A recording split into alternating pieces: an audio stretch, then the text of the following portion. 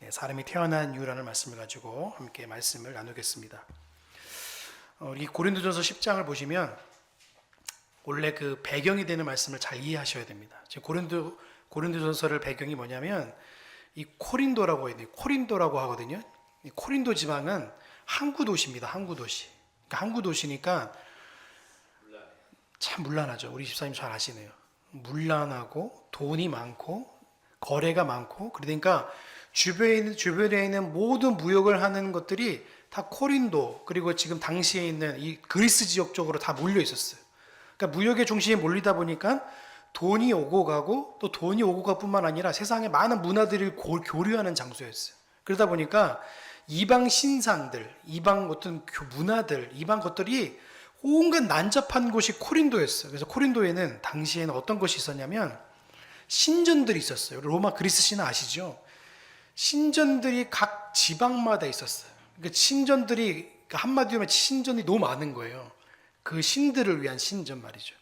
신전이 많으니까 신전에서 뭘 하냐면 항상 제사를 드렸어요. 제사.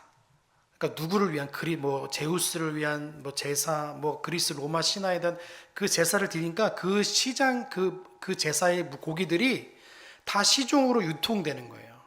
그러니까 신전에 있는 재물들이 다 시장으로 유통이 되다 보니까 그 그리스 안에 있는 코린도의 지방, 고린도 지방에 있는 교회의 성도들이 먹어야 되는데 이걸 먹으면 성도들이 이제 안 믿는 사람들이 보면 어떻게 생각하시겠어요? 야, 너 그리스, 너 로마 제우스 신한테 바치는 재물 아니야? 이렇게 지금 오해를 받는 거죠. 그러니까 성도들이 거기에 양심의 가책을 받는 거예요. 그러니까 사도 바울이 지금 고린도서 10장을 쓰면서 뭐를 말하고 있냐면 이렇게 말하는 거예요. 23절에 보시면 이렇게 말하고 있어요. 같이 한번 볼까요? 시작. 모든 것이 가하나 모든 것이 유익한 것이 아니요 모든 것이 가하나 모든 것이 덕을 세운 것이 자, 이게 무슨 말이냐면 사도 바울이 지금 이 고린도 지방에 있는 성도들에게 말하는 거예요. 야, 모든 것이 다 유익하지만 그렇지만 다 유익한 것이 아니다. 또 모든 것이 다 좋은 게 아니지만 좋기도 하지만 모든 것이 덕을 세우는 게 아니야 라고 말하면서 지금 이 당시 지방에 있는 고린도 지방에 있는 성도들이 양심의 가책을 받고 있는 이 세상 가운데 편지를 주고받는 와중에 그러니까 뭐를 말하고 있냐면 그럼 어떻게 됩니까? 사도요. 우리가 어떻게 이 음식을 대해야 됩니까? 어떻게 하나님 재물을 어떻게 우리가 이걸 어떻게 먹어야 됩니까? 라고 질문 앞에 사도 바울이 지금 편지하고 있는 거예요. 자, 우리 그럼 24절과 25절 볼까요? 24절, 25절 같이 봅니다. 시작.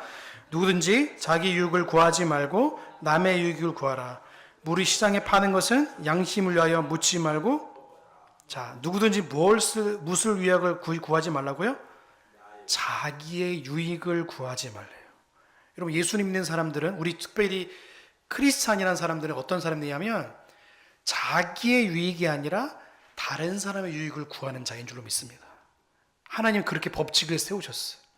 여러분 잘 보시면요, 제가 부자들을 그렇게 좋아하진 않지만 부자들은요 다른 사람이 어떻게 하면 뭘 필요할까를 고민하는 사람들이에요. 참 신기하죠. 우리는 어떻게 하면 내가 잘 될까를 고민하는데 부자들은 어떻게 하면 다른 사람을 윤택할까라고 고민을 해요. 참 다르죠. 어쩌면 예수님 믿는 사람들이 다른 사람의 유익을 왜 구해야 되냐, 부자들은 다른 사람 유익을 왜 구해야 하는 그 질문 앞에 이렇게 생각해요. 내가 저 사람들을 유익하게 하면 그 유익된 것이 나에게 반드시 돌아올 것이라는 그런 믿음 때문에 하는데, 신념 때문에 하는데, 예수 믿는 사람들은 다른 사람을 위해서 우리가 왜 해야 되냐면 내가 예수 믿는 사람, 내가 하나님의 자녀이기 때문에 그렇기 때문에 내 자유와 양심을요 하나님 앞에 맡기고 드리는 거예요. 그러니까 자유와 양심이 나에게서부터 시작되는 것이 아니라 하나님께부터 시작했기 때문에 다른 사람의 유익을 구하는 것이, 이게 잘못되면 부자들은 자기를 위해서 다른 사람을 잘 되게 하는 건데, 우리 예수님 믿는 사람들은요 하나님께서 주신 그 양심과 믿음을 때문에 내가 다른 사람의 유익을 구하고 사랑을 전하고 믿음을 전도를 하는 거예요. 이게 전혀 다른 거예요. 그러니까 지금 시장에서 유통되고 있는 고기와 재물에 대해서 뭐라고 말하고 있어요? 양심을 위하여 뭐라고 말하고 있어요? 묻지 말고 먹으라는 거예요. 왜? 양심의 가책을 받으면 성도들이 이걸 먹다가 저녁 식사에 고기를 먹다가 손님이 들어왔는데 그리스 사람, 코린도 사람들이 들어왔는데 안 믿는 사람이 들어온 거예요. 그러면 그 사람들이 고기 먹다가 숨길 수가 없잖아요. 양심을 위해서 절대로 그 사람들에 대해서 어떤 비판이나 판단을 받지 말고 오히려 그 양심을 위해서 내가 묻지 말고 먹으라는 거예요. 그리고 또 뭐라고 말하냐면 또 이렇게 말하고 있어요. 26절에 막 같이 볼까요? 26절 시작. 이는 땅과 거기 충만한 것이 주의 하나님의 것이기 때문에 어떤 것이든지 다 선하다는 거예요. 우리 기독교가 굉장히 좀 이원론에 빠져 있습니다. 이원론이 뭐냐면요, 양쪽으로 분리되어 있는 거예요. 한쪽은 너무 세속주의를 따라가는 반면에 또 한쪽은 너무 수도원주의로 가게 돼요. 그래서 어떤 양쪽의 일이 벌어지냐면 한쪽은 세상은 다 더러워. 그러니까 우리는 거룩하고 살아가야 돼. 그럼 어디로 가야 되냐면 산으로 들어가야 됩니다. 스님 돼야 됩니다.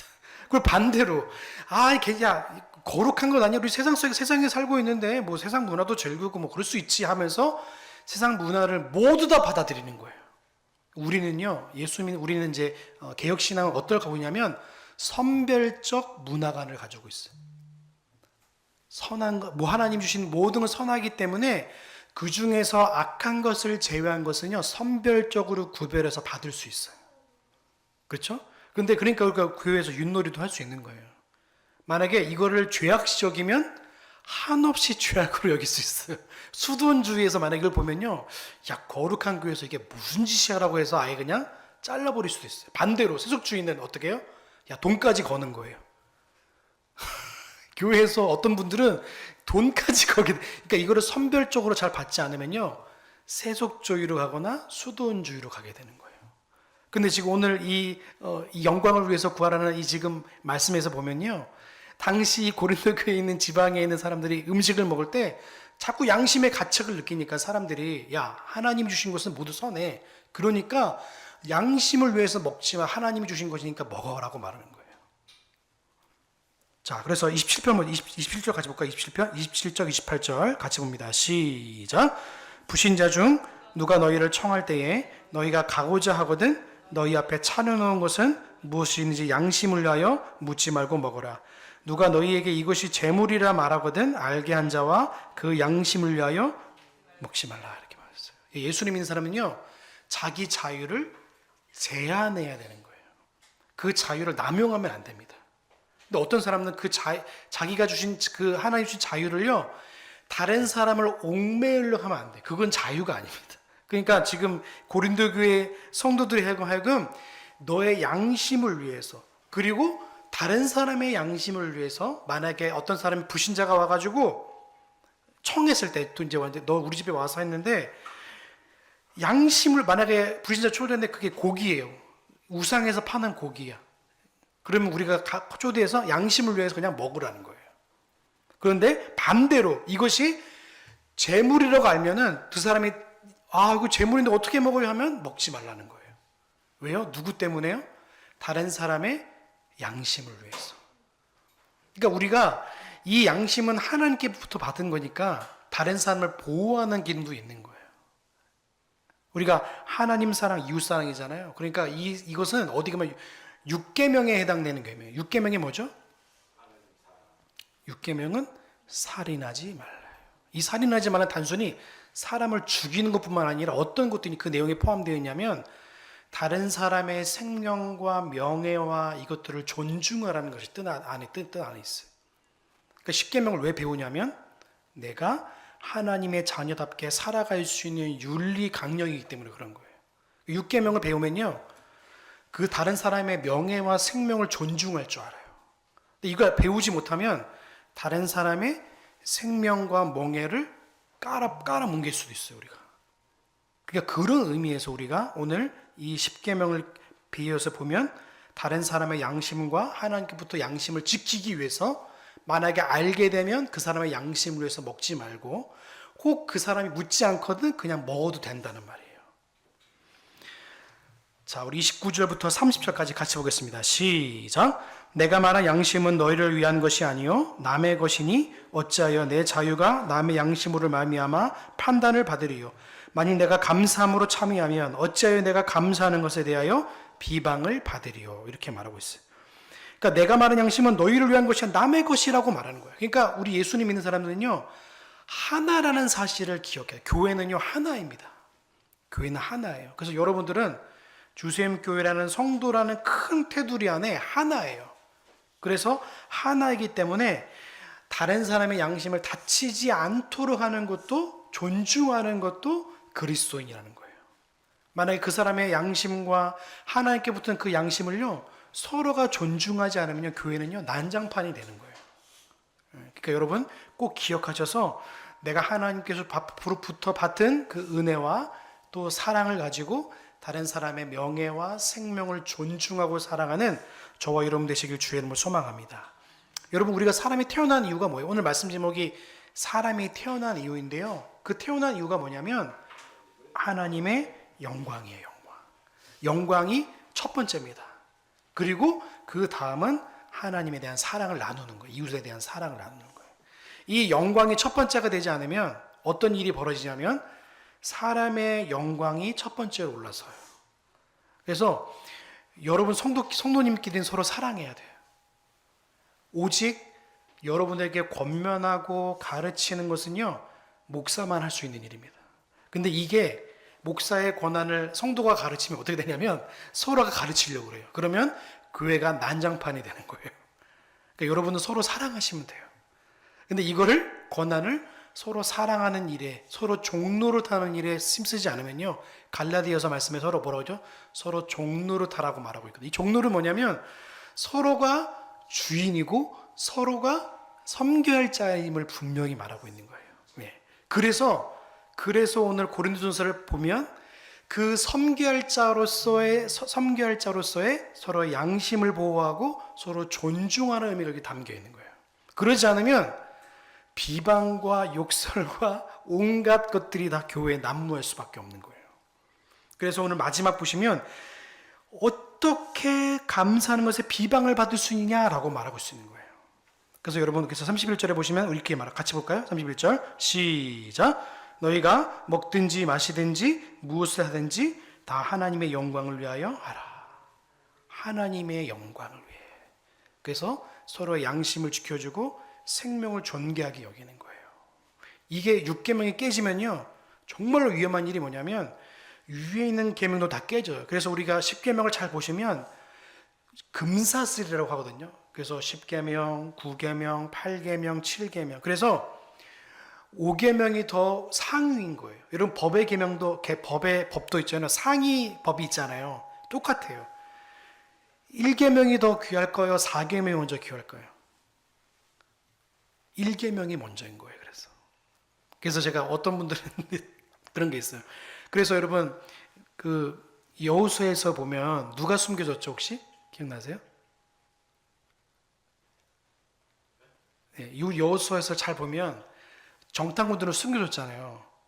누가 숨겨졌죠? 그죠? 기억이 안 나죠? 그 창녀였잖아요. 창녀, 그렇죠? 네, 라합이잖아요. 라합, 기생 라합이잖아요. 그 라합은요, 거짓말했잖아요. 어떻게 보면, 그렇죠? 근데 거짓말하는 건 뭐냐면 9계명이에요. 9계명. 내 이웃에 대하여 거짓 증거하지 말라. 그러면 성경에서 거짓말을 해도 되나요? 그럼 당연히 안 되죠. 그런데 그는 하나님의 사람이라는 것 때문에, 그래서 우리 1계명이라는 하나님 외에 다른 신을 섬기지 말라는 계명이 첫 번째이기 때문에 이 상위 개념에 때문에 이 계명에 대한 것도 이렇게 되는 거예요. 그러니까 우리가 이 10계명을 잘 배우면 내가 어떻게 삶을 살아가야 되는지 우리가 고민하고 배울 수 있어요. 이제 앞으로 10계명도 함께 나눌 텐데, 10계명을 통해서 우리가 알 수 있는 게 뭐냐면 하나님의 영광을 위해서 예배하고 하나님의 영광을 위해서 삶을 살아가는 거예요. 그래서 하나님의 영광이 최종적인 게 압축된 게 뭐냐면 4계명이에요. 4계명. 4계명이 뭐냐면 안식일을 기억하여 거룩하게 지키는 거예요.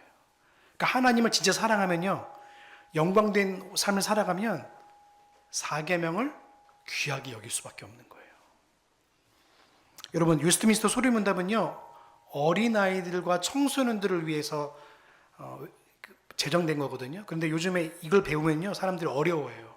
그만큼 수준이 안 되는 거예요. 죄송한 말씀이지만. 이걸 배우면 되게 어려워하시더라고요. 이게 뭐지? 이게 왜 이렇게 어렵지? 근데 대의문답은 청년과 성도들을 위해서 만들었는데, 소유문답을 잘 보시면 사람의 제일 되는 목적이 뭐냐면, 첫 번째 되는 게 뭐냐? 사람이 태어나서 가장 첫 번째 되는 목적이 뭐냐고 말하고 있는데, 그 목적이 뭐냐면 하나님의 영화롭게 하는 것과 그 영광을 내가 기뻐하는 거예요. 그러니까 우리가 창조된 목적은요, 하나님의 영광이에요, 영광. 그래서 이사야서 말씀 보시면 뭐라고 되냐면, 내 백성을 내가 창조한 것은 나를 찬송하게 하리라고 말하고 있어요. 하나님을 찬송하기 위해서 태어났잖아요. 그러면 하나님의 영광 돌리기 위해서 우리가 존재하는 거예요. 그러니까 너무나 감사한 것이죠. 자, 우리 말씀 한번 찾아볼까요? 로마서 말씀 한번 찾아볼까요?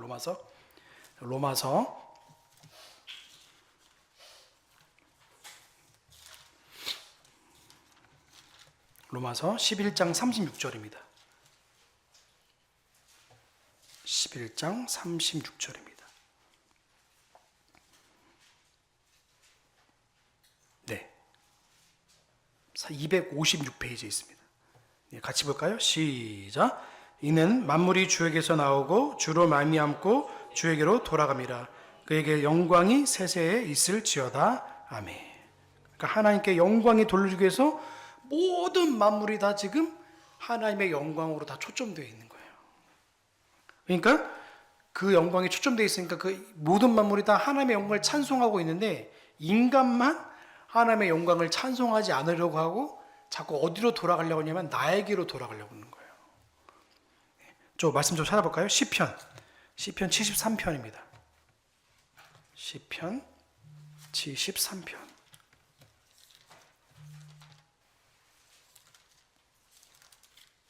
네, 24절부터 26절.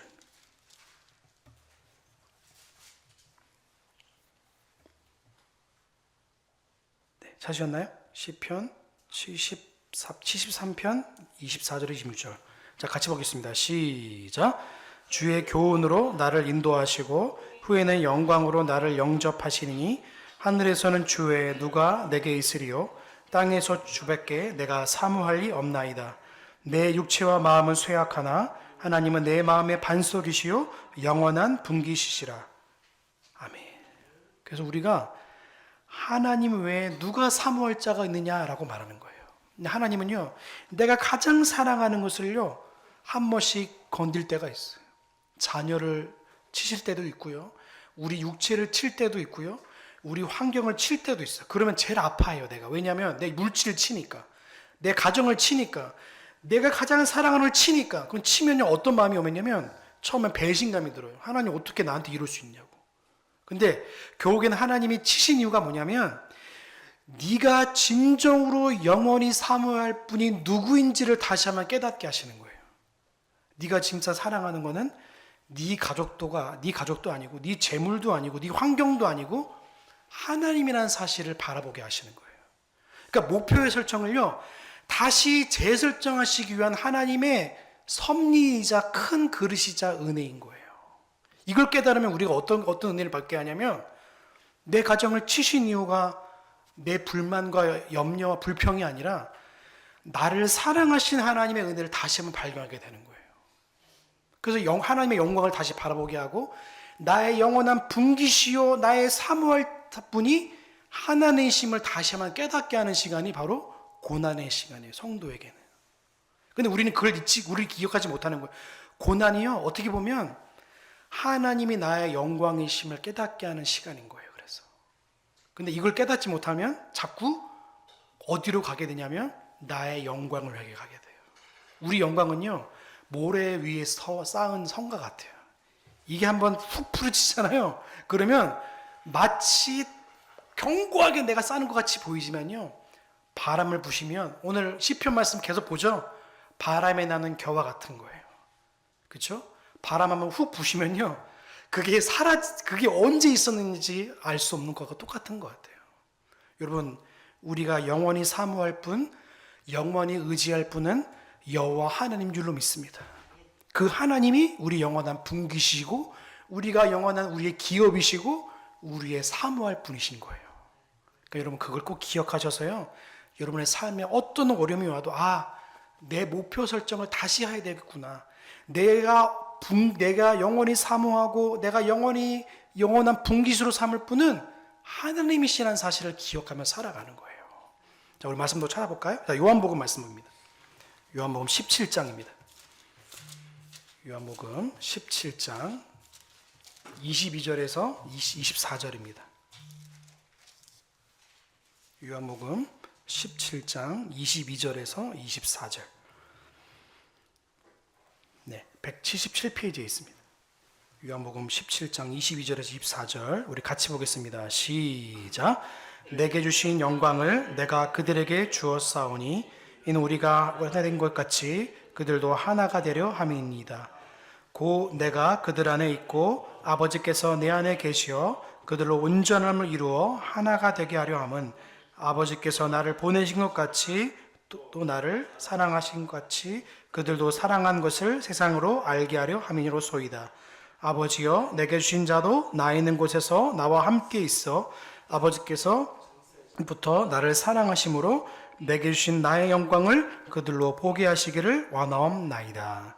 아멘. 이거 누구의 기도냐면 예수님께서 하나님께 드린 기도예요. 겟세마네 기도하시죠. 여러분 겟세마네 기도 너무 잘하시는데 딱 세 줄로 요약할 수 있죠. 뭐죠? 내 원대로 하지 마옵시고 아버지 원대로 하시옵소서. 네. 근데 그거를요 쫙 풀어서 쓴 게 바로 요한복음 17장에 있는 말씀이에요. 겟세마네 기도를 잘 보시면요 얼마나 우리가 세속적으로 기도하는지 알 수 있어요. 우리 기도는요 대부분 어떻게 기도하냐면 나의 영광이에요. 내 가정의 행복, 내 자녀의 잘됨, 그리고 내 아파트 평수가 넓어지는 거예요. 그런데 예수님께서 아버지께 기도하는 걸 잘 보시면 다 영광을 위해 기도해요. 아버지의 영광, 그리고 그 영광을 받는 하나님의 자녀들의 기도. 그게 바로 주기도문이에요. 그게 주기도문. 그래서 제가 사도신경과 주기도문과 십계명을요 우리 주세움교회의 가장 큰 가치로 둔 이유가 뭐냐면 우리의 기도는 주기도문이고 우리의 믿음이 사도신경이고 우리의 삶이 십계명이라고 제가 아예 못을 박아버렸어요. 그게 우리 정체성이기 때문에 그런 거예요. 이게 흔들려 버리면 우리의 믿음의 방향과 우리의 기도의 방향과 우리의 삶의 방향이 하나님의 영광이 아니라 다 나에게로 가게 되는 거예요. 기도도 나를 위한 기도, 그리고 나를 위한 삶, 나를 위한 믿음. 죄송하지만 한국 교회가요 다 나의 믿음을 위해서 가고 있어요. 그러니까 사도신경은 실컷 고백해 놓고선 내가 어떻게 믿어야 되고 어떻게 삶을 살아가야 되고 어떻게 기도할지를요 한국 교회가 안 가르치면 자꾸 내가 잘 되려고 기도하고 있는 거, 내가 무엇을 향해서 기도했는지를 잘 잃어버리는 거예요. 여러분 우리의 기도 제목이 하나님의 영광이 되시길 주의 이름으로 소망합니다. 여러분의 믿음의 방향이 하나님의 영광이 되시길 주의 이름으로 소망합니다. 그래서 내가 잘 믿으려고 하고 그래서 하나님의 영광이 되려 하면요 그 영광을 위해서 내가 몸부림치는 거예요. 그래서 오늘 예수미스터 신앙고백사가 우리에게 잘 가르치는 거예요. 사람이 태어난 이유는 하나님의 영광을 위해서입니다. 그래서 여러분의 영광의 도구로 여러분을 부르시고 삼으시고 함께 하시는 거예요. 한 주간 살아가시면서 여러분의 믿음, 기도, 삶이 하나님의 영광이 되시길 주님의 이름으로 축복합니다. 기도하겠습니다. 사랑의 하나님 감사합니다. 오늘 하나님의 영광 또 우리의 삶의 방향에 대해서 말씀을 나누었습니다. 우리가 어떤 믿음을 가지고 어떻게 기도하고 어떻게 삶을 정의할지를 고민하게 하여 주시옵소서. 그래서 아버지 하나님 내가 믿음을 가진 것도 하나님의 영광을 위해서이고 내가 기도하는 것도 하나님의 영광을 위해서이고 내가 삶을 살아가는 것도 하나님의 영광을 위해 살아가는 우리 성도들 될 수 있도록 은혜를 베풀어 주시옵소서. 사도 바울이 고백하였습니다. 내가 사나 죽으나 예수 그리스도의 것임을 고백하였습니다. 우리 성도들의 고백과 삶 위에도 주님을 위한 것임을, 하나님의 영광을 위해 살아가는 복된 한 주간 될 수 있도록 은혜를 더하여 주시옵소서. 모든 영광 주 앞에 올려드리며 우리를 구원하신 예수님의 이름으로 감사하며 기도하옵나이다. 아멘.